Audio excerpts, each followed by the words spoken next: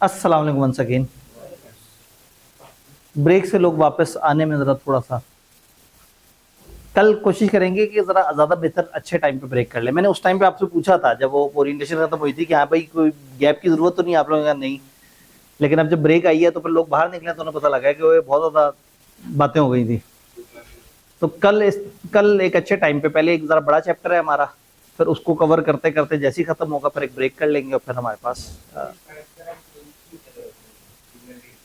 ये अगेन जो ग्रुप है, ग्रुप की डिस्क्रिप्शन में ना फिर एक गूगल ड्राइव बना देंगे और उस गूगल ड्राइव में जो भी डाटा होगा डेली वो साथ साथ हम अवेलेबल कर देंगे। क्योंकि इस वक्त क्या हो रहा है कि जितने भी क्रैश हैं, क्रैश के अलग से ग्रुप्स बन रहे हैं और वो ग्रुप्स के अंदर जो है वो साथ साथ डाटा जा रहा है, तो मैं फिर इस ग्रुप के अंदर वो अवेलेबल करवा दूंगा इंशाल्लाह। ठीक हो गया। 5 फोर्सेस मॉडल, पहला मॉडल जिसपे हम थोड़ा सा जरा ज्यादा तवज्जो देंगे, टाइम लगाएंगे ताकि इसको समझें कि मॉडल किस तरह से काम करता है। मॉडल बेसिकली होता क्या है? मॉडल एक फाइनल सॉल्यूशन होता है जिस पे लोग पहुंचे होते हैं बहुत सारी रिसर्च करने के बाद। फॉर एग्जांपल किसी ने क्या किया, 500 कामयाब कंपनियों को उठाया और देखा वो कामयाब क्यों हुई हैं, तो पता लगा कोई किसी वजह से कामयाब थी, कोई किसी वजह से, और उसने उनमें से जो कॉमन फीचर्स निकाले, कॉमन फीचर निकालने के बाद उसने एक मॉडल दे दिया कि जी कामयाब होने के लिए कंपनियों को ये 6 काम करने होते हैं। इसी तरह से बहुत सारे बिजनेसेस जब मार्केट मेंटर हो रहे थे तो उनको स्टडी किया, कंपटीशन को स्टडी किया, बहुत सारे आने वाली कंपनियों को फ्लॉप होते हुए देखा, बहुत सारी आती हुई कंपनियों को कामयाब होते हुए देखा, उनसे पूछा, उनसे पता किया और समझने की कोशिश की कि किसी भी बिजनेस के अंदर एंटर होते वक्त कौन से फैक्टर्स इंपॉर्टेंट होते हैं, उन सारों को सम अप करके एक मॉडल की शक्ल दे दी। तो बजाय इसके कि हर बंदा अपना बिजनेस शुरू करते हुए लंबी चौड़ी रिसर्च करे, लोग क्या करते हैं, अपना बिजनेस स्टार्ट करते हैं तो उस बिजनेस के लिए किसी मॉडल से गाइडेंस ले लेते हैं। उस मॉडल में पीछे हजारों सैकड़ों कंपनियों की रिसर्च फीड होती है और वहां से जब हम उस मॉडल को देखते हैं तो मॉडल हमें समझा देता है कि देखो अगर तुम ऐसे ऐसे करोगे तो चीजें बड़े अच्छे तरीके से चल पड़ेंगी। जी, अब क्या ये मॉडल परफेक्ट है? नहीं, मॉडल 80 to 90% केस में अच्छा काम करेगा, लेकिन हो सकता है आपकी कंपनी, आपके बिजनेस मैच ही ना करते हो उन सारी चीजों से। हो सकता है मॉडल जिन हालात में बना वो बड़े परफेक्ट हालात हो और चीजें थोड़ी सी बदल गई हो। तो कोई भी मॉडल पढ़ने के बाद हो सकता है आपसे पूछा जाए बताओ इसकी क्या लिमिटेशंस है, तो मॉडल पढ़ते हुए जो आपको खराबियां नजर आई आप उसको लिमिटेशंस कह के बता सकते हैं। अदरवाइज ये होता है ये मॉडल चूंकि बहुत सारी कंपनियों पे टेस्टेड होते हैं तो ये ज्यादातर 80 to 90% ये सही आपको रिजल्ट निकाल के दे रही होती हैं, लेकिन जरूरी नहीं कि हमेशा सारी कंपनियां इस मॉडल को फॉलो करें और उनका हल अच्छा निकल आए। अब पोर्टर 5 फोर्सेस की जब हम बात करते हैं तो पोर्टर 5 फोर्सेस मॉडल जो है वो हमें बताता है कि आपने जब भी कंपटीशन की स्ट्रेंथ को एनालाइज करना है एक मार्केट में तो आपने 5 फोर्सेस को देखना है। ये इसलिए भी इस्तेमाल हो सकता है कि कौन सी इंडस्ट्री ज्यादा प्रॉफिटेबल है। अगर आप समझना चाह रहे हैं जी वो इंडस्ट्री ज्यादा प्रॉफिटेबल और वो इंडस्ट्री कम क्यों प्रॉफिटेबल है, तो हो सकता है कुछ फैक्टर्स आपको ये वाली बात बता दें। पोर्टर ने आर्ग्यू किया कि 2 फैक्टर हमेशा इंपॉर्टेंट होते हैं। अगर एक कंपनी को प्रॉफिटेबल होना है तो उसके लिए 2 अहम डिसीजन होने चाहिए। डिसीजन नंबर 1, इंडस्ट्री का कौन सा स्ट्रक्चर और उस इंडस्ट्री में कितना कंपटीशन है जिसके अंदर आप एंटर हो रहे हैं, और नंबर 2 आपके पास उस इंडस्ट्री में सस्टेनेबल कंपेटिटिव एडवांटेज कितना है। पोर्टर के मुताबिक, मिशेल पोर्टर के मुताबिक 2 चीजें बहुत इंपॉर्टेंट है। आपने एक बिजनेस करना है, ये भाई ने एक बिजनेस करना और एक सक्सेसफुल बिजनेस करना है, तो मैं सबसे पहले कहूंगा भाई इंडस्ट्री ध्यान से चूज करना, ये पहला स्टेप है। कौन सी इंडस्ट्री और कौन से सेक्टर में जाना है उसके लिए इनको सोचना पड़ेगा। दूसरा मैं कहूंगा जब आप उस सेक्टर में घुस जाए तो सेक्टर में फिर तूफानी परफॉर्म भी करना है। जरूरी नहीं कि आप एक अच्छे बिजनेस दुनिया में एंटर हो गए तो आप कहें यार यहाँ तो प्रॉफिट ही प्रॉफिट है। अब आपको वहां घुस के वहां के कंपेटिटर से मुकाबला करना पड़ेगा।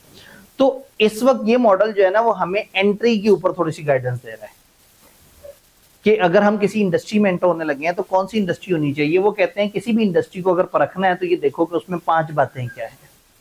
उस इंडस्ट्री या उस मार्केट या उस सेगमेंट में राइवलरी कितनी है, वहां कस्टमर्स के पास बार्गेनिंग पावर कितनी है, वहां सप्लायर्स के पास बार्गेनिंग पावर कितनी है, नए एंट्रेंट्स के आने का खौफ कितना है और नए सब्सटीट्यूट आने का खौफ कितना है। फॉर एग्जाम्पल आप ये कहते हैं कि जी मैंने किताबें छापने के बिजनेस में जाना है, तो सबसे पहले देखिए किताबें छापने के बिजनेस में कंपटीशन कितना है। फिर देखिए कि वहां कस्टमर्स की बार्गेनिंग पावर है। आप किताबें छाप के बेच रहे हैं, क्या कस्टमर्स के पास ऐसी पावर है कि वो आके के नहीं आपसे नहीं खरीदना, हम तो फलाना से खरीद लेंगे। अब किताबों के अंदर ये बात बहुत होता है कि बंदे एक जगह से नहीं दूसरी जगह से किताब लेते हैं, एक पब्लिशर नहीं दूसरे पब्लिशर की किताबें लेते हैं। फिर कहीं सप्लायर के पास बार्गेनिंग पावर तो नहीं, पता लगा लिखने वाले गिनती के 3-4 लोग हैं और उन्हीं के पास सारी पावर है। पब्लिशर जाके कहता है कि जी किताब लिख के दो, वो कहते हैं 80% हम लेंगे किताब के रेवेन्यू का। तो ये तो बहुत मजे की इंडस्ट्री ना हुई जिसमें सारी बार्गेनिंग पावर ही हमारे सप्लायर के पास हो। देन क्या इस बिजनेस में नए लोगों के आने का थ्रेट है? किताबों वाला बिजनेस है, कोई भी थोड़ी सी नॉलेज के साथ इसके बिजनेस में एंटर हो सकता है। देन क्या नया सब्स्टिट्यूट आने का खौफ है? आजकल किताबों के इतने सारे सब्स्टिट्यूट, छोटे छोटे आर्टिकल्स भी सब्स्टिट्यूट होता है, ई बुक्स आ जाती हैं। किताब जैसी मार्केट में आती है फौरन से एक बंदा उसकी तस्वीरें खींचता है, उसकी पीडीएफ बना के और जनाब पीडीएफ मुख्तलिफ जगह मुख्तलिफ पोर्टल्स पे अपलोड कर देता है। तो इसका मतलब है इसके तो सब्स्टिट्यूट के आने के खौफ ही खौफ है। तो पता लगा राइवलरी बहुत ज्यादा, कस्टमर के पास बार्गेनिंग पावर भी है, सप्लायर भी जालिम है, नए एंट्रेंट्स भी कभी भी आ सकते हैं और सब्स्टिट्यूट भी कभी भी आ सकता है। तो आज इस वक्त किताबें छापने के बिजनेस में लोग घुसते हुए डरेंगे। वो जो पोर्टर 5 फोर्सेस देख रहे होंगे, जिसने पोर्टर 5 फोर्सेस नहीं देखी होगी, वो एक बिजनेस में घुसेगा, घुसने के 2, 2.5, 3, 4 साल बाद उसे तजर्बा होगा, इंटरनेट पे जाके अपना एक्सपीरियंस शेयर करेगा और लोग फिर उसको रेफर करेंगे कि देखो पोर्टर 5 फोर्सेस को ना मानने का ये नतीजा हुआ। तो बजाय इसके कि 100 बिजनेस 100 के 100 एक नया तजर्बा करें और अपनी जिंदगी के 4-5 साल बाद सीखेंगे उन्हें क्या सोचना चाहिए था, वाई नॉट कि जिन्होंने इससे पहले ये सारे तजर्बे देखे हुए हैं लोगों के और सैकड़ों हजारों कंपनियों की रिसर्च की हुई है, वो हमें कुछ अच्छे अच्छे से टूल्स बता दें। ये ऐसे ही है जैसे आप एक टीचर से कहते हैं सर एक कामयाब बच्चा बनने के लिए क्या जरूरी है, बजाय इसके कि आप जिंदगी के 10-12 साल धक्के खाएं उसके बाद आपको पता लगे कि अच्छा बच्चा बनने के लिए क्या करना था।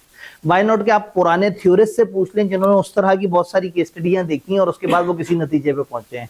तो टीचर कहता है भाई आपने रेगुलर क्लास लेनी है, आपने ये काम करना है, आपने लिखने वाला काम करना है, आपने अलर्ट रहना है, डिसिप्लिन रहना है, ये करना है, आप पास कर जाएंगे। आपको लगता है बड़ी हवाई बातें कर रहे हैं टीचर। टीचर्स ने उससे पहले सैकड़ों हजारों लोगों को देखा है, उनमें से कुछ को कामयाब होते देखा है, कुछ को फ्लॉप होते देखा है।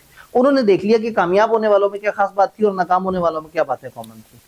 अब जो टीचर ने मॉडल बना दिया तो एक तरीका ये है कि आप अपनी लाइफ खुद से गुजारें, एक ये है कि आप किसी उस फील्ड के पुराने बंदे के पास जाके कहें कि जी मुझे गाइड कर दो, मैं क्या करूं, वो आपको 5-6 मशवरे देते हैं, आप उन मशवरों को फॉलो करो, पेपर निकल जाए। सीए के पेपरों में पास होने का सबसे आसान टोटका ये है कि आपका टीचर आपको जो कह रहा है बस वो करना है। प्रॉब्लम ये है कि हम उसके अलावा दुनिया का हर काम करते हैं। टीचर की क्लास में भी एडमिशन लेते हैं लेकिन टीचर पर भरोसा नहीं करते। अचानक से सोशल मीडिया पे कोई भी हमें एक छोटी सी एडवाइस देता है, हम उसके पीछे चल पड़ते हैं। एक पुराने टीचर को, एक सोफिस्टिकेटेड टीचर को जिसके सामने सैकड़ों हजारों बच्चे बैठे हुए हैं जो पास भी हो रहे हैं, हम वो छोड़ के और कहते हैं कि नहीं जी ये तो जो है ना। और कई दफा दुख होता है जब बच्चे कंपेयर कर रहे होते हैं। कैसे कंपेयर कर रहे होते हैं? सर वो मैं जो है वो लॉ को किस तरह से करूं। मैं कभी लॉ को करते हुए आप थोड़ा सा इस तरह से लिख लिया करो, फलाना ऐसे और फलाना ऐसे। अगला जवाब, सर मेरा रूममेट तो कह रहा था कि नहीं अगर तुम यूं कर लो तो ज्यादा बेहतर है। तो फिर मैंने जवाब में कहा कि यार देखो अगर वो मेरी तरह जरा 19-20 साल से इसी फील्ड में मौजूद है, एफसीए है और उसने हजारों लोग पढ़ाए हुए हैं, तो उस वक्त भी शायद मैं उससे ज्यादा बेहतर हूँ, क्योंकि इतने ही फीचर्स रखने वालों से भी मैं काफी बेहतर हूँ। तो शायद तुम्हारा कंपैरिजन पॉइंट ये हो कि एटलीस्ट इतने फीचर्स वाले बंदे के अंदर भी अल्लाह का शुक्र है कि हम जरा ज्यादा बेहतर एडवाइस दे रहे हैं। तो अगर तुम मुझे एक कैफ के बच्चे से कंपेयर कर रहे हो, बस कंपेयर नहीं उसको बेहतर मान रहे कि वो कैफ वो मेरे रूममेट ने मुझे एडवाइस दी है, मतलब सर आप मतलब क्या ये 19-20 साल का तजर्बा क्या होता है, मेरा रूममेट उसने कहा है कि ऐसे करो। तो अगेन क्या होगा, जब कोई मॉडल को फॉलो नहीं करेगा और अपनी लाइफ में तजर्बा करना चाहेगा तो फिर उसको नुकसान भी हो सकता है। तो बिजनेस करने की अच्छी अप्रोच ये हो सकती है कि रादर देन आप अंधाधुंध बिजनेस में उतर जाएं, आप देखें कि क्या उसके ऊपर कोई रिसर्चेस मौजूद हैं और अगर ऑलरेडी रिसर्चेस मौजूद हैं और कुछ मॉडल्स बने हुए हैं तो उनको फॉलो करने से फायदा हो सकता है। इसने क्या कहा, किसी इंडस्ट्री में घुसना है तो उसमें क्या करो, इन 5 फैक्टर्स को देख लो। ये 5 फैक्टर्स को अगर थोड़ा सा मैं डायग्राम की फॉर्म में बताने की कोशिश करूं, आप ये देखिए वहां राइवलरी कितनी है। राइवलरी कब ज्यादा होती है, जब मिलते जुलती दुकानें होती हैं, मार्केट में स्लो ग्रोथ होती है, फिक्स कॉस्ट ज्यादा होती है, सारे लोग अपनी फिक्स कॉस्ट बचाने के लिए, उसको पूरा करने के लिए बहुत ज्यादा कोशिशें कर रहे होते हैं, एफर्ट्स कर रहे होते हैं, प्राइस वॉर्स चल रही होती हैं, डिफरेंशिएशन नहीं होती, सबके पास तकरीबन मिलती जुलती चीज होती है। हाई एग्जिट बैरियर होते हैं। जिस बिजनेस में से बाहर निकलना मुश्किल होता है उसमें लोग कोशिश करते हैं कि एंड तक जितना निकल सकता निकालें।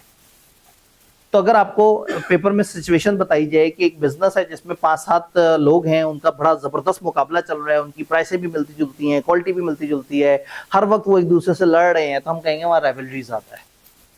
तो 5 फोर्सेस में जो सेंट्रल फोर्स है कि उस इंडस्ट्री में राइवलरी कितनी है। ज्यादा राइवलरी मतलब अच्छी इंडस्ट्री नहीं है, कम राइवलरी अच्छी इंडस्ट्री है। देन देखना ये है कि सप्लायर के पास बार्गेनिंग पावर या कस्टमर्स के पास बार्गेनिंग पावर तो नहीं।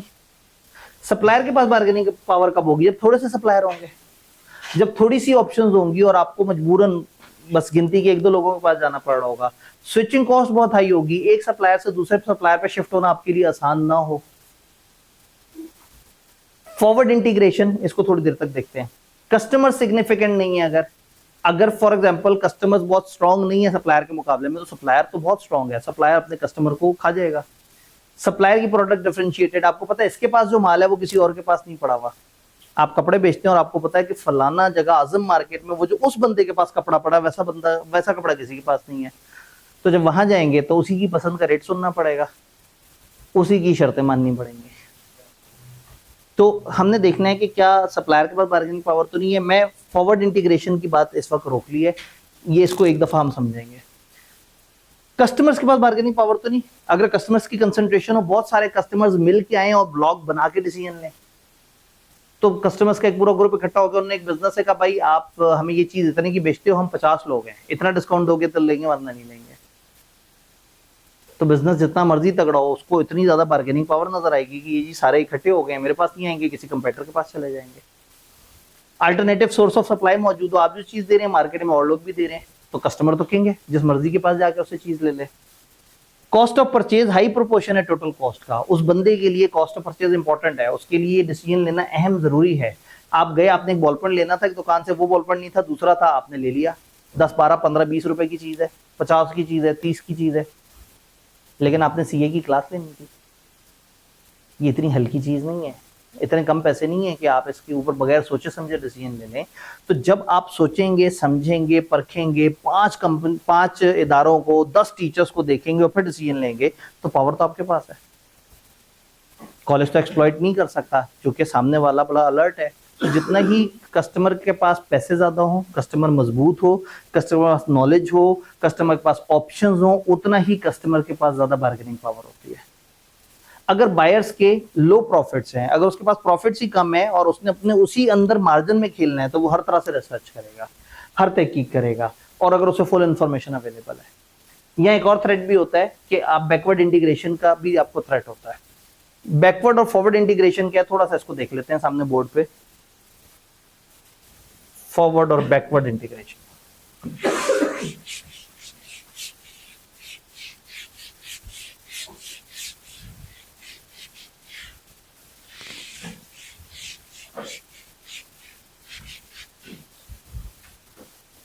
गाड़ियों के अंदर ये समझाना थोड़ा सा आसान होता है। फॉर एग्जाम्पल, एक मैन्युफैक्चरर है, वो गाड़ियां बना रहा है, एक शोरूम वाला है जो गाड़ियां बेच रहा है, एक कंज्यूमर है जो गाड़ी खरीद रहा है। तो यहां कहीं एक इंपोर्टर भी देख लेते हैं कि इंपोर्टर है जो माल इंपोर्ट करके इनको सप्लाई कर रहा है, ये मैन्युफैक्चर करके शोरूम वालों को सप्लाई कर रहे हैं, और ये कस्टमर को सप्लाई कर रहे हैं। इसके लिए सप्लायर कौन है? इसके लिए सप्लायर कौन है? उसके लिए सप्लायर इंपोर्टर। इंपोर्टर माल इंपोर्ट कर रहा है, मैन्युफैक्चरर को दे रहा है, मैन्युफैक्चरर गाड़ी बना रहा है, शोरूम वाले को दे रहा है, शोरूम गाड़ी उठा के कंज्यूमर को बेच रहा है। ऐसे में मैन्युफैक्चरर जितना माल बना के इसे देगा, ये उतना बेचेगा। मैन्युफैक्चरर अगर इतना तगड़ा हो जाए कि वो अपना शोरूम खुद डाल ले, ये फर्क हो गया। यानी जरा इसका मुझे खौफ बताएं, ये इसका सप्लायर है और ये इसका कस्टमर है, इसको सप्लायर से क्या खौफ है? सप्लायर मेरी जगह आके ये काम भी शुरू ना कर ले, इसको डर है फॉरवर्ड इंटीग्रेशन का। पीछे वाला आगे आके मेरा वाला काम ना शुरू कर रहा है। बात समझ रहे? अब इनकी बात करते हैं। मैन्युफैक्चरर माल इंपोर्ट करता है इंपोर्टर से और उसको मैन्युफैक्चर करके इनको देता है। ये बार बार इंपोर्टर से कह रहा है मुझे माल सप्लाई करो, माल सप्लाई करो। इंपोर्टर कह रहा है जी अब तो रेट का मसला है, ये है, दूसरे मुल्क से इतना महंगा मिलेगा, मैं पिछला रेट चार्ज नहीं करूंगा, मैं तो नया रेट चार्ज करूंगा। अगर ये बहुत स्ट्रांग हुआ और अगर इसने खुद इंपोर्ट शुरू कर दी, इंपोर्टर फारेग है, इसका मतलब है ये बैकवर्ड इंटीग्रेशन। तो आपको हमेशा अपने जो वो है सप्लायर, उससे खौफ होता है कि वो फॉरवर्ड इंटीग्रेशन ना कर ले, और आपको हमेशा अपने कस्टमर से खौफ क्या होता है? बैकवर्ड इंटीग्रेशन ना कर ले। एक बंदा होलसेलर को माल सप्लाई कर रहा है, वो डिस्ट्रीब्यूटर को कर रहा है और वो एंड कंज्यूमर तक कर रहा है। अगर डिस्ट्रीब्यूटर ही पीछे आके होलसेलर बन गया तो, होलसेलर ने अपनी मैन्युफैक्चरिंग खुद शुरू कर ली तो जब बैकवर्ड इंटीग्रेशन और फॉरवर्ड इंटीग्रेशन के खौफ होते हैं, इससे भी कस्टमर और सप्लायर की स्ट्रेंथ पता लगती है। तो समटाइम क्या होता है, लोग दरमियान में से मिडिल मैन को गायब करते हैं और खुद वो वाला काम करना शुरू कर देते हैं, जिससे जो मिडिल मैन है वो गायब हो जाता है। वो सोचता है कि भाई मेरे साथ क्या हुआ है। Threat of backward integration, supplier के पास कस्टमर के पास तब ज्यादा पावर होगी जब कस्टमर बैकवर्ड इंटीग्रेशन कर सकता है। इस इंपोर्टर को अपने कस्टमर से डर लगा हुआ है, इसका कस्टमर तगड़ा है, वो कभी भी बैकवर्ड इंटीग्रेशन कर सकता है। और अगर यहां देखेंगे फॉरवर्ड इंटीग्रेशन, क्या फॉरवर्ड बैकवर्ड इंटीग्रेशन समझ आ रही है? कुछ और खौफ क्या है? नए एंट्रेंट्स के आने का खौफ। नए लोग आ गए तो क्या करेंगे आप? नए लोग आ गए तो क्या करें? कंपटीशन बढ़ जाएगा। नए लोग कैसे आते हैं किसी बिजनेस में? जब स्पेस नजर आती है, जब एंटर होना आसान है। अब अगर हमारे इस बिजनेस के अंदर कोई रजिस्ट्रेशन भी नहीं करवानी, को बहुत ज्यादा पैसे भी नहीं देने, को बहुत ज्यादा लंबी चौड़ी इंडस्ट्री भी नहीं लगानी, को गवर्नमेंट से 15,000 अप्रूवल्स भी नहीं लेने, को बहुत बड़ी बड़ी कॉस्टिंग भी इन्वॉल्व नहीं है, तो लोग घुस जाएंगे। और अगर एंट्री पे बहुत ज्यादा बैरियर्स होंगे तो अगेन एंट्री के बैरियर जो है, कॉस्ट एडवांटेजेस हो सकते हैं, इकोनॉमीज ऑफ स्केल हो सकता है, कैपिटल रिक्वायरमेंट हो सकती है, गवर्नमेंट की पॉलिसी हो सकती है, डिफरेंट पेटेंट्स रजिस्टर करवाने पड़ सकते हैं। तो जहां जितनी ज्यादा बैरियर्स टू एंट्री होगी वो उतना अच्छा बिजनेस है। एंटर होते हुए तकलीफ है, लेकिन एंटर होने के बाद आसानी है। ज्यादा लोग इतने आराम से एंटर नहीं हो सकेंगे। देन कोई सब्स्टिट्यूट तो नहीं?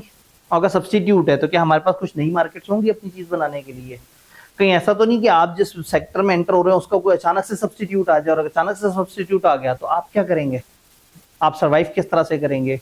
तो जिस भी सेक्टर में आप एंटर हो रहे हैं वहां पे अगर आपको डर ये है कि वहां सूनर और लेटर कोई ना कोई सब्स्टिट्यूट आ सकता है, तो फिर आप जरूर परेशान हो सकते हैं। 5 बातें। राइवलरी, सप्लायर के पास बार्गेनिंग पावर तो नहीं, कस्टमर के पास बार्गेनिंग पावर तो नहीं, नए एंट्रेंट का कोई खौफ तो नहीं, और नए सब्स्टिट्यूट आने का खौफ तो नहीं। जरूरी नहीं कि हर चीज हमेशा परफेक्ट हो सकता है, इनमें से 4 आपकी फेवर में और या आपकी फेवर में ना हो। मैं अगर 6 इंडस्ट्रीज के बारे में सोच रहा हूं तो मैं देखूंगा कहां ज्यादातर फैक्टर्स मेरी फेवर में, मैं उसके हिसाब से डिसीजन ले रहा हूँ। फॉर एग्जाम्पल हमारी किताब ने एक एग्जाम्पल दी हाई कंपटीशन वाले एनवायरनमेंट में, तो उन्होंने जस्ट एक एग्जाम्पल सी दी कि अगर एक हाई कंपटीशन वगैरह का वो है तो उसमें पोटेंशियल एंट्रेंट्स के क्या खौफ है, कंपेटिटिव राइवलरी कहाँ पे है, बार्गेनिंग पावर, ये सारे अगर हाई कैसे कैसे होंगे। बार्गेनिंग पावर बायर की कब हाई होगी? जब कस्टमर्स बड़े थोड़े से होंगे, कम होंगे और वो अपने हिसाब से खेलते होंगे।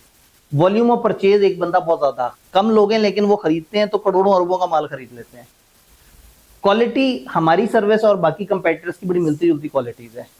स्विचिंग कॉस्ट जो है वो किसी कंपेटिटर की तरफ बहुत आसान है, वो कभी भी शिफ्ट कर सकता है।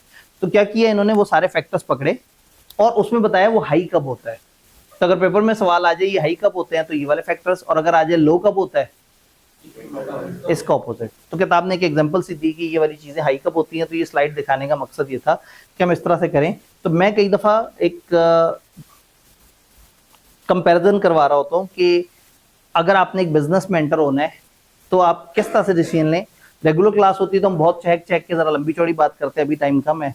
मैं कहता हूँ फर्ज कर मेरे पास पैसे हों और मैं 3 बिजनेसेस को सोच रहा हूँ कि मैं कार्बोनेटेड ड्रिंक वाली कोई कंपनी शुरू कर लूँ जो बोतलें बनाती हो, ये जो पेप्सी वगैरह टाइप की कंपनी है, एक ये है कि मैं पंखे बनाने वाली कंपनी में शुरू कर दूं, और एक ये है कि मैं सीए का कॉलेज शुरू कर लूं। तो कार्बोनेटेड वाली जो है उसमें कंपटीशन सोच लें ज्यादा है। कंपटीशन ज्यादा कब होता है? ज्यादा प्लेयर्स होते हैं, मिलती जुलती चीज होती है, मिलती जुलती प्राइस होती है। वहां तो भी कम प्लेयर है, दो बड़े नाम है, एक दरमियाना नाम है। तो बेवरेजेस में कंपटीशन कम है, मजा आया। सप्लायर के पास बार्गेनिंग पावर तो नहीं। अब ये समझना होगा बेवरेजेस वाले अपना माल कहां से उठाते हैं और जहां से आता है, अगर वो लोग बहुत ज्यादा वो करते हैं, रिस्ट्रिक्ट करते हैं, तो फिर तो उनके पास बार्गेनिंग पावर ज्यादा हो जाएगी। कस्टमर के पास स्विचिंग पावर तो है, लेकिन कस्टमर इतना अंधाधुंध मौजूद है, इतनी ज्यादा तादाद में मौजूद है कि वो एक दूसरे के साथ कंसंट्रेट हो गई नहीं। ऐसा नहीं होगा पूरे पाकिस्तान के मैक्सिमम लोग इकट्ठे होकर कहें हमने तो सिर्फ पेप्सी वाली बोतल पीनी है, कोक नहीं पीनी। देन एंट्री बैरियर बहुत मुश्किल, बड़े सारे लाइसेंस लेने पड़ेंगे, इंडस्ट्री रजिस्टर करानी पड़ेगी, बड़ा सा प्लांट लगाना पड़ेगा, 1500 इदारों से अप्रूवल लेनी पड़ेगी, करोड़ों रुपया इंजेक्ट करना पड़ेगा। इसका मतलब है मैं आज शुरू कर लूं तो अगले 7-8-5 साल तक कोई नया प्लेयर इतनी जल्दी नहीं आने वाला, लेकिन शायद किसी और बिजनेस में जल्दी आ जाए। सब्स्टिट्यूट्स, बोतलों के सब्स्टिट्यूट से खौफ है या नहीं है? है, बहुत सारे सब्स्टिट्यूट्स हैं, जूस शुरू हो जाते हैं, एनर्जी ड्रिंक्स आ जाती हैं, कुछ और इस तरह से। तो सब्स्टिट्यूट का थ्रेट है, खराब बात। एंट्री के बैरियर्स हैं, अच्छी बात। राइवलरी कम है, अच्छी बात। सप्लायर के पास पावर, गंदी बात। कस्टमर के पास ज्यादा पावर नहीं है, अच्छी बात। अगर कलेक्टिवली देखेंगे तो हम एक डिसीजन ले सकेंगे। यही अगर पंखा बनाने वाला होता, पंखा 20 तरह की कंपनियां बना रही हैं, मिलते जुलते पंखा है, मिलती जुलती कीमत है, मिलती जुलती वारंटी है, तो कंपटीशन ज्यादा है। बात समझ आई? फिर सप्लायर के पास कोई बार्गेनिंग पावर नहीं है, आप जिस मर्जी से इंपोर्ट करना चाहें, बेतहाशा लोग, आप एक दफा गूगल पे सर्च कर लें, 200 लोगों का नाम आ जाएंगे, मैं इंपोर्ट करके देता हूँ आपको चीज। कोई पावर नहीं है सप्लायर के पास, अच्छी बात है। राइवलरी ज्यादा है, अच्छी बात नहीं है। सप्लायर के पास बार्गेनिंग पावर नहीं है, अच्छी बात है। कस्टमर के पास है, उनके पास हर तरह का ब्रांड मौजूद है, हर तरीके से सोचते हैं, मार्केट फिरते हैं और कई दफा 200 रुपए कम के ऊपर फैसला कर लेते हैं। तो यहां कस्टमर वैशी है। बैरियर्स टू एंट्री बहुत ईजी है, आपने शुरू कर लिया, कोई भी शुरू कर लेगा। तो आज मैं शुरू करके कहूंगा कमाल कंपनी हो गई, पता लगा मेरे अपनी फैमिली में 5 लोग आ जाएंगे, यार इसने शुरू कर लिया तो आसानी चीज होगी कोई, वो भी कूद पड़ेंगे। सब्स्टिट्यूट फिलहाल बहुत ज्यादा डायरेक्ट सस्ता सब्स्टिट्यूट इस वक्त नहीं है, जो बाकी सब्स्टिट्यूट बड़े महंगे हैं, चाहे वो कूलर ही क्यों ना हो। कूलर भी महंगा है, एसी तो बहुत ही महंगा है, तो शायद पंखे का फौरन अल्टरनेट नहीं है। हाँ, पंखों में उस तरह की चीजें आ सकती हैं जी, कम बिजली कंज्यूम करने वाला पंखा, इन्वर्टर वाला पंखा, इस तरह वाला पंखा, थोड़ा बहुत, लेकिन वो बहुत ज्यादा उस तरह से मामलात नहीं है। सीए का कॉलेज, राइवलरी, मिलते जुलते कॉलेजेस, मिलती जुलती प्राइस वॉर्स। सप्लायर वैशी जालिम, टीचर्स सारे ही सीनियर चार्टर्ड अकाउंटेंट्स, और हर कॉलेज कह रहे हैं यार उधर नहीं जाना मेरे पास आ जाओ, उधर नहीं जाना तो मेरे पास आ जाओ। तो आपको अमाउंट्स भी अच्छी देनी पड़ेंगी, आपको ध्यान भी बड़े अच्छे तरीके से करना पड़ेगा। कस्टमर कहता है मैं तो जी वो, मुझे मेरी पसंद की क्लास, मेरी पसंद की शर्तों में, मेरी पसंद के तरीके से मिलनी चाहिए। कभी होती है, कुछ सब्जेक्ट में होती है बार्गेनिंग पावर, कुछ सब्जेक्ट में नहीं होती। Then threat of new entrants, नया एंट्रेंट इतने आराम से नहीं एंटर होता, क्योंकि इसमें पैसे भी बहुत ज्यादा चाहिए, स्किल सेट भी बहुत ज्यादा चाहिए, और मार्केट में थोड़े से ही प्लेयर्स हैं। यानी कि नए एंट्रेंट या तो बहुत ही अरबपति सेठ हो, या फिर कुछ तगड़े से 2-3 टीचर्स हो जो कि मिलजुल के काम कर रहे हो। तो इसमें उतना ज्यादा आसान नहीं है, यानी कि ये सिर्फ पैसों से काम नहीं होती, इसके अंदर स्किल सेट वगैरह भी चाहिए। सब्स्टिट्यूट, सीए जैसी चीज अभी पाकिस्तान में उस तरह से नहीं है, यानी कि अगर हम एसीसी को सब्स्टिट्यूट कहें तो नहीं, वो तो इनकम गेम ही और है। आईसीएम में जरा पीछे है, तो इस वक्त कोई सीए का कोई डायरेक्ट कंपेटिटर अभी नहीं है, और शायद अगर आगे आएगा तो थोड़ा सा ये वाला चांस अभी थोड़ा सा कम है। तो एक तरफ से फायदा, एक तरफ से नुकसान है, कहीं फायदा है कहीं नुकसान है। तो आपने कलेक्टिवली इन 5 फैक्टर्स की बेस पे डिसीजन लेना होता है कि हम क्या करें। फिर अगला मरहला ये है, आपने बोतल बनाने वाली काम शुरू किया, पंखा बनाने वाला काम शुरू किया, या सीए कॉलेज शुरू किया। सेकंड स्टेप है कि अब उसके अंदर आपने अपने आप को कैसे अच्छा चलाना है। तो जो पोर्टर का 5 फोर्सेस है ये आपको हेल्प करता है सिलेक्शन ऑफ द इंडस्ट्री में, या अगर आप एक इंडस्ट्री में ऑलरेडी मौजूद हैं तो आपकी कंपेटिटिव पोजीशन अच्छी स्ट्रांग है या नहीं है उसको समझने में हेल्प करता है कि आप अपनी मार्केट को थोड़ा सा एनालाइज करते हैं इन सारे फैक्टर्स में, तो आपको पता लग जाता है कि इस मार्केट में कौन कौन सी जो वो पावर है वो हाई है और कौन सी पावर कम है। बात कुछ समझ आई? देन हम अगले मॉडल की तरफ चलते हैं, लाइफ साइकिल मॉडल। इसको product life cycle PLC model भी कहते हैं, लाइफ साइकिल मॉडल भी कहते हैं। इस मॉडल का मानना यह है कि मार्केट में जब भी कोई प्रोडक्ट आएगी, कोई भी सर्विस आएगी, कोई भी इंडस्ट्री आएगी, जब भी कोई नई चीज आएगी वो एक इंट्रोडक्शन से गुजरेगी। इंट्रोडक्शन में लोग उसे ट्रस्ट नहीं कर रहे होंगे, बड़ा मुश्किल होगा, लोगों को समझाना पड़ रहा होगा, बताना पड़ रहा होगा, तो थोड़ी सी सेल्स होंगी। ये इधर सेल्स है और इधर टाइम है आपका, तो क्या होगा, थोड़ी सी सेल्स होंगी। लेकिन जब एक दफा इंट्रोडक्शन गुजर गया, मुश्किल टाइम गुजर गया, तो फिर एकदम से ये तेजी से चलना शुरू हो जाएगी, लोग ज्यादा खरीदना शुरू कर देंगे, ज्यादा लोग आ जाएंगे और इसके अंदर काफी तेज काम चल जाएगा। फिर क्या होगा, एक आप ऐसे प्रीमियम पॉइंट पे पहुंच जाएंगे कि मैच्योरिटी है, आप मार्केट के सबसे हाईएस्ट पॉइंट पे पहुंच गए और आप जो है ना ज्यादा से ज्यादा अच्छा अर्न कर रहे हैं। फिर क्या होगा, एक डिक्लाइन आएगा, कोई कंपेटिटर्स आ चुके होंगे, कोई नया सब्स्टिट्यूट आ गए होंगे, कोई नई इंडस्ट्री आ गई होगी। अब चाहे वो बटनों वाले फोन ही क्यों ना हो, तो वो कभी मार्केट में आए थे, कभी बड़ी तेजी से ग्रोथ हुई, फिर कभी बहुत मैच्योर होते थे, कभी डिक्लाइन पे। तो इसी तरह से अगर आज का स्क्रीन वाले जो फोन है वो अगर हमें इस वक्त लग रहा है कि बड़े जबरदस्त चल रहे हैं, तो हो सकता है कभी ना कभी वो भी डूबे हुए और उनके भी कुछ अल्टरनेट्स आए हुए। तो ज्यादातर प्रोडक्ट्स, सर्विसेज, इंडस्ट्रियां नॉर्मली इन 4 फेजेस से गुजरती हैं। इस थ्योरी की अजम्पशन है कि 4 फेजेस आने ही आने हैं। इस थ्योरी के जो क्रिटिक्स हैं वो कहते हैं कि नहीं, जरूरी नहीं कि हमेशा डिक्लाइन आए। कुछ लोग मेच्योरिटी को बड़े अरसे तक बरकरार रखते हैं, कुछ लोग क्या करते हैं, यहीं से अपनी प्रोडक्ट को एक नए तरीके से एक नई हाइट दे देते हैं, ठीक है। और सम पीपल से कि नहीं, हमेशा एक मार्केट में खत्म होना है फिर दूसरी मार्केट में आना है। तो ये एक अरूज ज़वाल की कहानी हमेशा से इंसान के ऊपर भी ऐसे होता है। छोटा बच्चा होता है, भी समझ रहा होता है, फिर बड़ी तेजी से बढ़ना शुरू हो जाता है, फिर एक जगह पे पुख्ता उम्र को पहुंचा हुआ होता है और फिर आहिस्ता आहिस्ता उसको जवाल आ जाता है। तो ये इंसानों में, सर्विसेज में, इंडस्ट्री में, प्रोडक्ट में, तकरीबन हर जगह आपको ये 4 साइकिल नजर आते हैं। अब ऐसे में ये समझना बड़ा जरूरी है। नहीं, वो समझा ही रहे हैं कि आप अपनी जितनी भी प्रोडक्ट्स को देखें ना, ये समझें कि वो कौन से फेज में है, और जिस फेज में आपने उनके साथ वो वाली हरकतें करनी है, उस तरह की स्ट्रेटेजीज रखनी है ताकि वो वाला फेज बेहतर तरीके से चले। तो यहाँ पे एक हल्की सी एग्जाम्पल किताब ने दी हुई है कि फॉर एग्जाम्पल पर्सनल कंप्यूटर आज डिक्लाइन पे, लैपटॉप्स मैच्योरिटी पे, टैब्स और स्मार्टफोन ग्रोथ में, और स्मार्ट ग्लासेस अभी मार्केट में नए हैं कि जी आप गॉगल्स लगाएं और उसी के अंदर सारा कुछ हो रहा है और वॉइस से चल रहा है। तो शायद ही किसी टाइम पे इतने आगे हो जाएं, आहिस्ता आहिस्ता आपकी सुस्तियां इतनी बढ़ जाएं कि आप कहें कौन जेब से मोबाइल निकाले, इसको यूज करे। अभी भी क्या है, घड़ी आ गई तो वहीं पे देख लिया अच्छा मैसेज, वहीं देख लिया अच्छा ये कॉल नहीं लेनी, वहीं पे वो आ गया, और तो मोबाइल तो आहिस्ता आहिस्ता फारिग हो जाएगा। अगर मोबाइल ने रहना ही जेब में और सारा कुछ करना ही इस घड़ी से है, तो वाई नॉट की घड़ी में सिम डली हुई हो, या घड़ी वाईफाई या 4G से चल रही हो। तो अगेन फिर वो कहते हैं हैंड लेटर खत्म हो चुके हुए हैं, फैक्स जो है वो मैच्योरिटी पे थे, ये पुराने जमाने की बात है, ये भी डिक्लाइन हो चुके हैं बेचारे।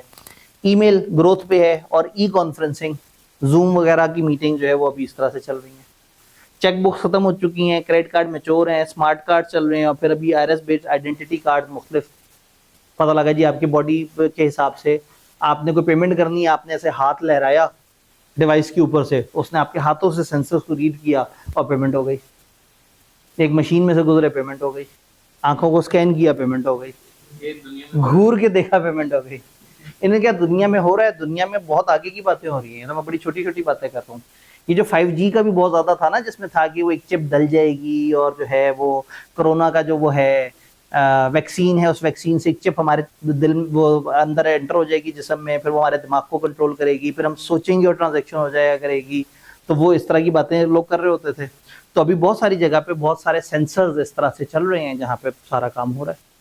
अभी आप और कुछ नहीं तो कम से कम अपने मोबाइल को टैप करके या करीब ले जाके तक ट्रांजैक्शन कर ही सकते हैं। आप अभी अपने मोबाइल को अंगूठे से लॉगिन भी कर लेते हैं। चीजें तो है, फेस लॉक विंडोज यूज कर रहा है। तो अगेन वही वाली बात, थोड़ा सा भी अर्ली फेज में। तो फिर होता क्या है, ये देखें, सेंसर किया हुआ। यहाँ चैप्टर का नाम लिखा हुआ होता था, किसी चैप्टर में इन सारी चीजों पर बात थी, वो आपके लिए रेलेवेंट नहीं था। ये चारों phases, introduction, growth, maturity, decline, इनने क्या किया, कंपनी के मुख्तलिफ तरह के फीचर इन फेजेस में क्या चल रहे होते हैं। फॉर एग्जांपल सेल्स यहाँ लो होती है, यहाँ तेजी से बढ़ती है, यहाँ पीक पे होती है, और यहाँ पर यूनिट कॉस्ट हाई होती है, यहाँ एवरेज होती है। शुरू में हाई होगी जब बनाएंगे, फिर एवरेज होना शुरू होगी, और जब आप पीक पे पहुंचे होंगे तो इकोनॉमीज ऑफ स्केल की वजह से लो, और फिर यहाँ पे लो है और आहिस्ता आहिस्ता फिर जब कम हो जाएगी तो बढ़ती चली जाएगी। प्रॉफिट नेगेटिव होगा, राइजिंग प्रॉफिट होगा, प्रीमियम प्रॉफिट होगा, और कस्टमर, यहाँ इनोवेटर आएंगे जो नई चीज को सर्च करते हैं, यहाँ अर्ली अडॉप्टर आएंगे जो कुछ नए के पीछे भागते हैं कि यार इसके पास है चलो मैं भी चीज लेता हूँ, यहाँ आएंगी मिडिल मेजॉरिटी, और यहाँ लैगर्ड्स जो कि बिल्कुल एंड पे, जब जब हर चीज पिट गई होती है, एक चीज नई आके हर तरफ से चल के तकरीबन खत्म हो रही होती है, तो कुछ लोग कहते हैं अच्छा यार चलो मैं भी इसको यूज करके देख लो।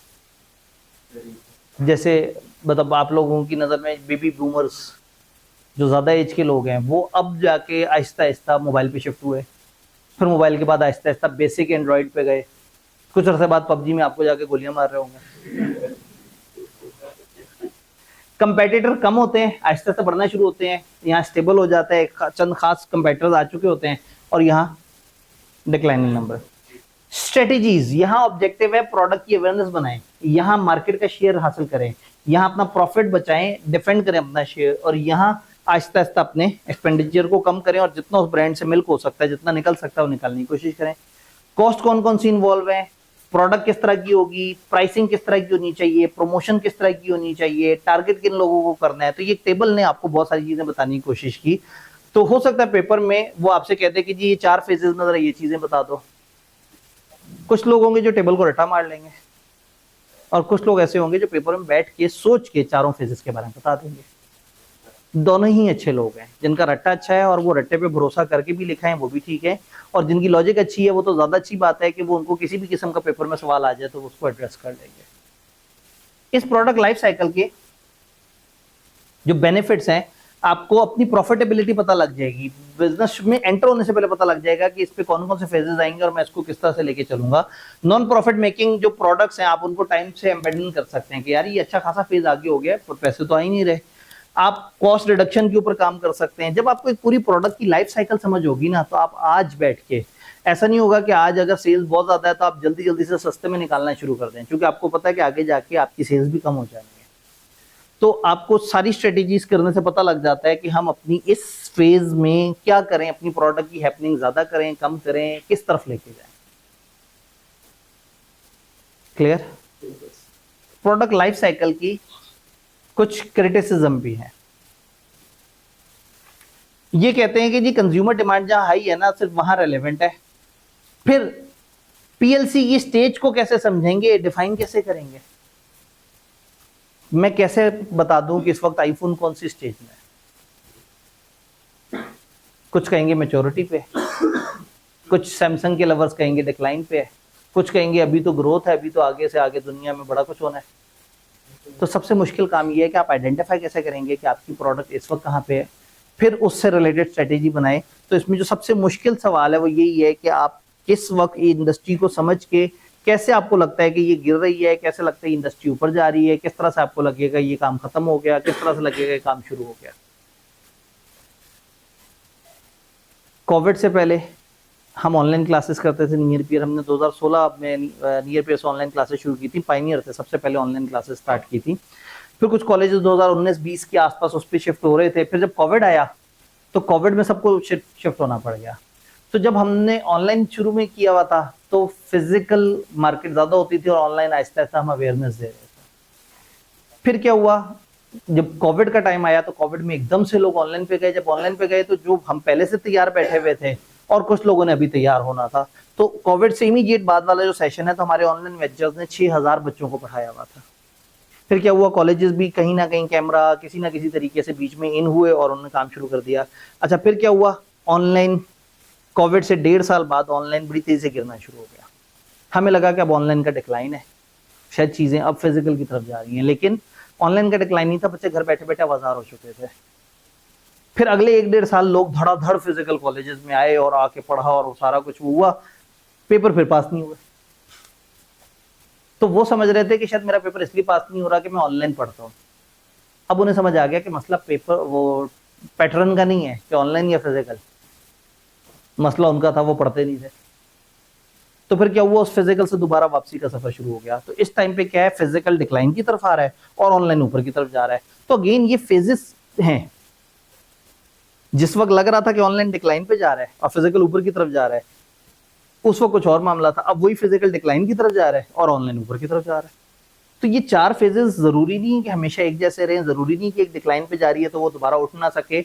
बहुत सारे फैक्टर्स हो सकते हैं, बिजनेस क्या कर रहा है और मार्केट में लोग क्या कर रहे हैं, ट्रेंड्स क्या चल रहे हैं। तो प्रोडक्ट लाइफ साइकिल का मॉडल तो है, लेकिन इस मॉडल में फ्लॉज भी बहुत सारे हैं। बात समझ आई? मार्केट में एंटर किस वक्त हो, इंट्रोडक्शन फेज में एंटर हो, ग्रोथ में एंटर हो, मैच्योरिटी पे एंटर हो या डिक्लाइन पे? ग्रोथ फेज ऐसा होता है जब ज्यादातर लोग एंटर करते हैं, जो बहुत ही टेक्निकल एंटरप्रेन्योरल किस्म की कंपनी होती है, वो क्या करती हैं, वो इंट्रोडक्शन में कहती है नया आइडिया, जल्दी से हम भी घुस जाते हैं। ज्यादातर कंपनियां क्या करती हैं, जब ग्रोथ फेज चल रहा होता है तो देखते हैं यार अच्छी प्रोडक्ट मार्केट में इन होना शुरू हो गई, चलो भाई हम भी इसमें घुस जाते हैं। मैच्योरिटी फेज में अक्सर कंपनियां नहीं घुसती हैं सोच के कि भाई कंपटीशन बना हुआ होगा, हम लोग तो यहाँ पे फंस जाएंगे, लेकिन फिर भी कुछ सियाने बड़ी इन्वेस्टमेंट के साथ मैच्योरिटी में भी काम कमा लेते हैं।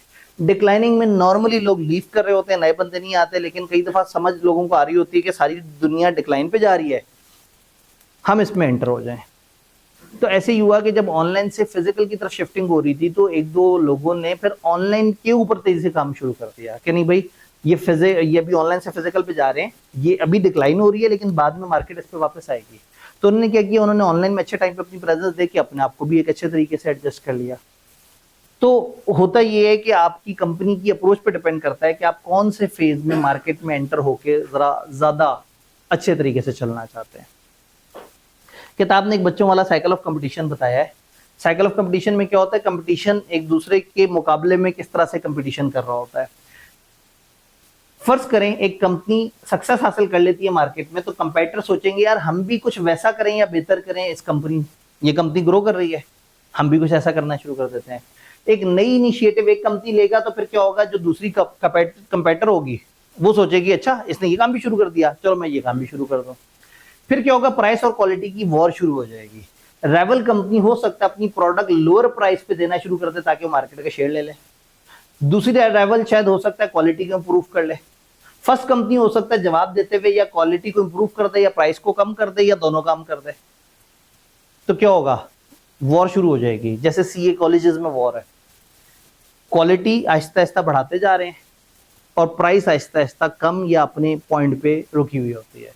जैसे मैं कंपनी लॉ की क्लास में कह रहा था कि आप लोग इस वक्त जितनी अमाउंट में कंपनी लॉ पढ़ रहे हैं, मैंने 21 साल पहले इतनी अमाउंट में ही सी लॉ पढ़ा है, 21 साल पहले। तो इसका मतलब है प्राइसेस वहीं ठहरी हुई हैं और कंपटीशन की वजह से क्वालिटी बेहतर से बेहतर होती जा रही है। मुझे तो अपने टाइम पे पता भी नहीं था कि टीचर कौन पढ़ाएगा, टाइम टेबल भी कॉलेज ने अपनी पसंद से देना था। मेरी 2 क्लासें एक कैंपस में होती थी, 2 क्लासें दूसरे कैंपस में होती थी, दोनों के दरमियान 4-6 किलोमीटर का फासला था, बस से जाना होता था। क्यों? बार्गेनिंग पावर कस्टमर के पास कम थी, सप्लायर थोड़े थे, कंपटीशन नहीं था। तो अगेन कंपटीशन में क्या होता है, अल्टीमेटली कस्टमर्स को अच्छी से अच्छी क्वालिटी कम से कम प्राइस में मिलना शुरू हो जाती है।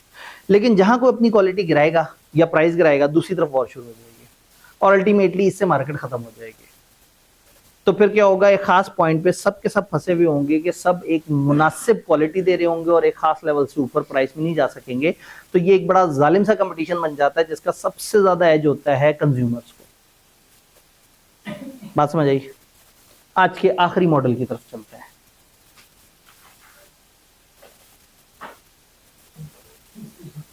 बीसीजी, बोस्टन कंसल्टिंग ग्रुप, इन्होंने कॉन्सेप्ट दिया एसबीयू का। ये जरा मैं बोर्ड पे लिख देता हूं, SBU, strategic business unit. Strategic business unit आपके बिजनेस का एक ऐसा यूनिट जिसके लिए आप अलग से स्ट्रेटेजीज बनाते हैं। This can be a campus, this can be a branch, this can be एक मुल्क, दिस कैन बी एक प्रोडक्ट, दिस कैन बी आपका department, this can be anything. एक ऑडिट फर्म के लिए उसका ऑडिट एक एसबीयू है, उसकी कंसल्टिंग सर्विस एक एसबीयू है, उसकी टैक्स सर्विस एक एसबीयू है। तो फॉर एग्जांपल हमारे लिए पीआरसी एक अलग एसबीयू होगा, कैफ अलग एसबीयू होगा, सीफैप अलग एसबीयू होगा।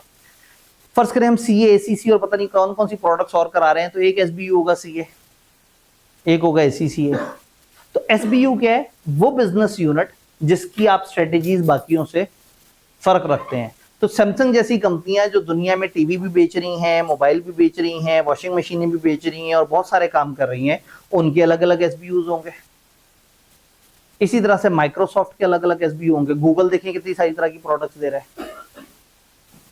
तो हर कंपनी हर लेवल पे अपने एसबीयूज को एनालाइज कर सकती है। और जब आपने एसबीयूज को एनालाइज करना है तो आपने उसको दो कैटेगरी में देखना है, आपके पास मार्केट शेयर कितना है और उस मार्केट में ग्रोथ कितनी है उस मार्केट में।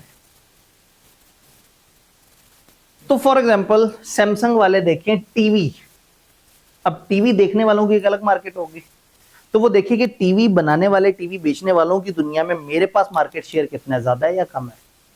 दूसरा, टीवी वाली मार्केट में तेजी कितनी है, ग्रोथ कितनी है। और वही सैमसंग वॉच भी बना रहा है, उस वाली मार्केट में तेजी भी बहुत है। चलो तेजी तो बहुत है, सैमसंग के पास कितना शेयर है उसका। तो आप अपने आप को चार में से किसी एक खाने में क्लासिफाई कर लेते हैं ऑन द बेसिस ऑफ कि आपके पास मार्केट शेयर कितना है और मार्केट ग्रोथ कितनी है। फॉर एग्जांपल आपके पास मार्केट का शेयर भी बड़ा है, आप मार्केट के बिगेस्ट प्लेयर हैं या तकरीबन सेकंड टू बिगेस्ट है, और मार्केट ग्रोथ हाई है। आपकी कुछ ऐसी खास प्रोडक्ट्स हैं जो उस मार्केट में जो बड़ी तेज मार्केट है, और उस तेज मार्केट के अंदर आपके पास मार्केट का बड़ा शेयर मौजूद है, तो आप कहेंगे ये हमारे स्टार प्रोडक्ट्स हैं। समटाइम क्या होता है, मार्केट में तो तेजी होती है लेकिन आपके पास मार्केट का शेयर कम होता है, तो फिर क्या होगा, ये आपके क्वेश्चन मार्क होंगे, इसे हम प्रॉब्लम चाइल्ड भी कहते हैं। फिर कुछ ऐसी मार्केट्स होंगी जहां आपके पास मार्केट का शेयर हाई होगा लेकिन वो मार्केट में बहुत ज्यादा तेजी नहीं होगी, और कुछ ऐसे सेगमेंट्स भी आपके होंगे जिसमें आपके पास मार्केट का शेयर भी अच्छा नहीं है और वो मार्केट्स भी बहुत मजेदार नहीं है। For example to us PRC हमेशा एक क्वेश्चन मार्क है। मार्केट में तो तेजी है, पीआरसी में हर अगले साल हजारों बच्चे आ रहे हैं, मार्केट तो तेज है लेकिन हमारे पास मार्केट का शेयर कम है, तो ये हमारे लिए क्वेश्चन मार्क है। अब हमें वो स्ट्रेटेजी बनानी होगी जो क्वेश्चन मार्क से रिलेटेड होती है। तो जब हम कैफ की बात करें तो कैफ के अंदर मार्केट में भी सप्लाई ज्यादा है, मार्केट में भी इसमें तेजी है और हमारे पास मार्केट का एक बहुत बड़ा शेयर है, तो हम कह देंगे जी हमारा कैफ नाम का एसबीयू स्टार्स है हमारे लिए, हमारा पीआरसी नाम का एसबीयू हमारे लिए क्वेश्चन मार्क या प्रॉब्लम चाइल्ड। तो फिर सीए फाइनल, मार्केट का तकरीबन सबसे बड़ा शेयर है लेकिन मार्केट ठंडी है। बहुत बड़े शेयर का मतलब है कि मैं बहुत कामयाबी इसको कहूंगा और खुश होऊंगा कि 1000 बच्चे पढ़ा डाले, क्योंकि वो मार्केट बहुत ज्यादा बड़ी नहीं है, उस मार्केट में ग्रोथ नहीं है। लोग अब फाइनल में जाके फिर अपने कोई एसीसी पे शिफ्ट हो जाता है, कोई नौकरी शुरू कर देता है, कोई पेपर देना छोड़ देता है, तो और जो पेपर दे भी रहा होता है वो सोचता है यार सियाना तो मैं खुद ही पढ़ना शुरू कर दूं। तो मार्केट में ग्रोथ कम है लेकिन आपके पास मार्केट का शेयर ज्यादा है। फिर जो हमारे स्किल्स वगैरह वाले कोर्सेज हैं उसकी मार्केट भी बहुत तेज नहीं है, फिलहाल लोग को बहुत ज्यादा इंटरेस्ट नहीं लेते और हमारे पास भी उस ओवरऑल मार्केट का अच्छा शेयर भी नहीं है, तो हम कहेंगे कि ठीक है जी ये प्रोडक्ट जो है वो फिलहाल डॉग्स है।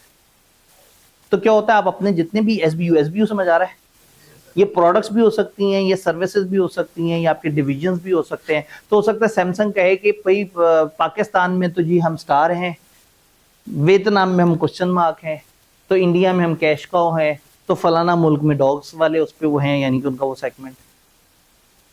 तो सबसे पहला स्टेप क्या है, एनालाइज करें कि आपकी एसबीयूज कौन कौन से खाने में जाएंगी।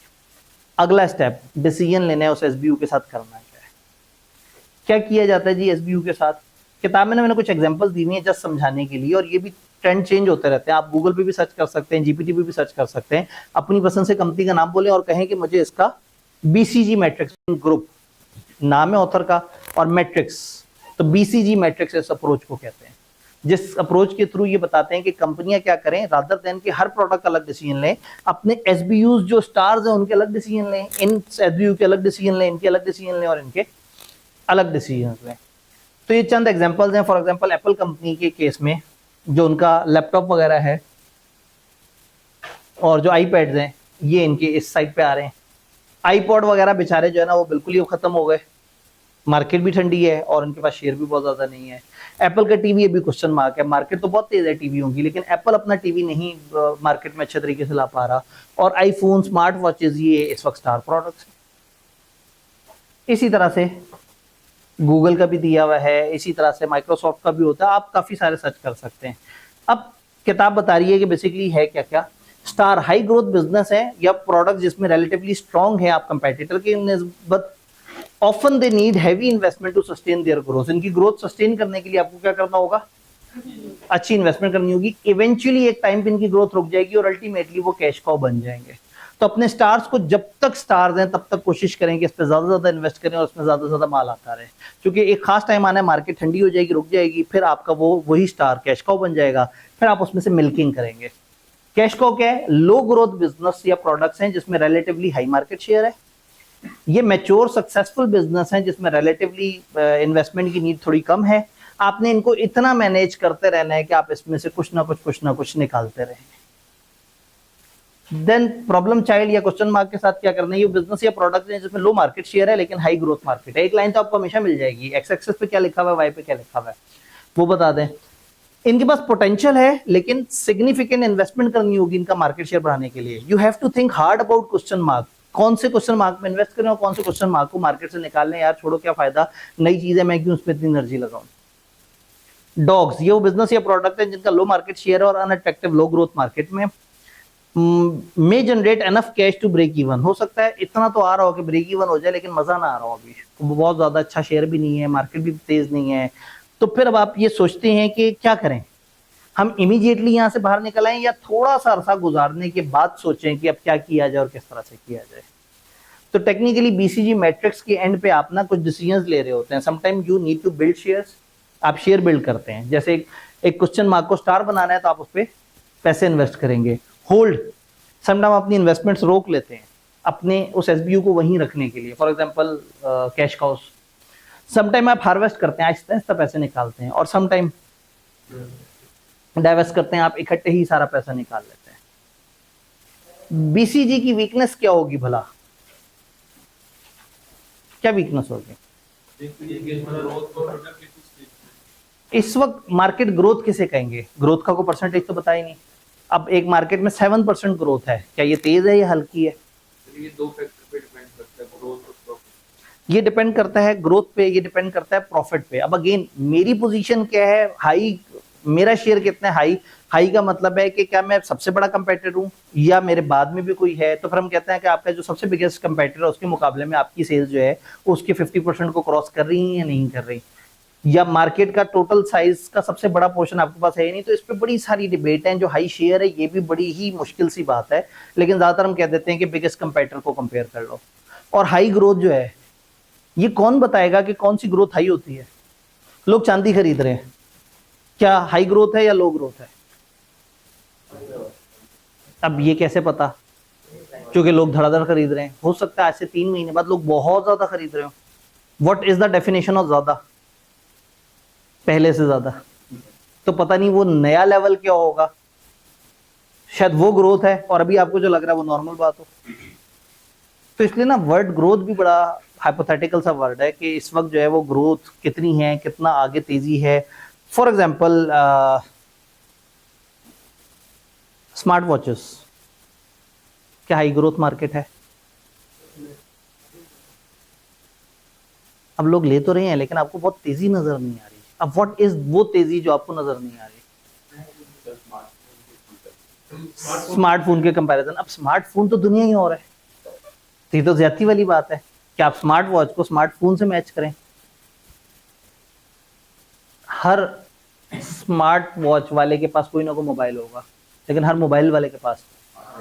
तो इसका मतलब है कि ये एक सेकेंडरी तरह की मार्केट है। जो पहले लेवल पे लोग आएंगे स्मार्टफोन पे, फिर उसके बाद कुछ लोग जाएंगे वहां। आप ये देखें कि स्मार्ट वॉच अपने अंदर जो मार्केट है उसमें तेजी कितनी है। तो तेजी भी समझना आसान बात नहीं, कंपेयर करते हैं। तो इसमें उन्होंने कुछ बातें बताई हैं कि कुछ ऐसी चीजें हैं जिसमें हमें समझ नहीं आ रहा होता कि ये तेज है स्लो है। तो बोस्टन कंसल्टिंग ग्रुप में अपनी प्रोडक्ट्स को किसी खाने में रखना थोड़ा मुश्किल है। हाँ, खाने में रख दिया तो वो बड़े अच्छे तरीके से बता देते हैं कि आपने उसके साथ क्या करना है, उसके साथ करना है, उसके साथ क्या करना है। याद है पोर्टर ने कहा था पहले अच्छी इंडस्ट्री चूज करो, फिर उस इंडस्ट्री में खुद अच्छा खेलो। अच्छी इंडस्ट्री चूज करने के लिए 5 फोर्सेस, उस इंडस्ट्री में अच्छा खेलने के लिए BCG मैट्रिक्स, कि हमें समझ आ जाएगा कि अच्छा भाई मेरी ये जो SBUs हैं इनको मैं कहाँ कहाँ किस तरह से प्लेस करूँ। SBU की डेफिनेशन समझ आ रही है। MCQ के पॉइंट ऑफ व्यू से SBU एक अहम चीज होती है कि वो कभी भी अचानक से पूछ लो, बंदा कहते हैं ये कहाँ था। तो ये इस थ्योरी के अंदर SBU उन्होंने बताया है। क्या ओवरऑल ये बात हमें समझ आ रही है? पक्की बात है। यानी आज के दिन को मैं इस उम्मीद पर क्लोज कर सकता हूँ कि हमें जो है वो एक चैप्टर अच्छी तरह से समझ आ गया है, ओवरऑल पेपर का पैटर्न समझ आ गया है। तो इंशाल्लाह ताला कल हम 2 इंपॉर्टेंट चैप्टर्स की बात कर रहे होंगे, एक इंटरनल एनालिसिस वाला और एक एथिक्स वाला। तो उससे क्या होगा कि हमारे वो जो 3 बड़े तगड़े वाले चैप्टर्स हैं वो हमारे जो ज्यादा आते हैं वो 2 दिनों में कवर हो जाएंगे।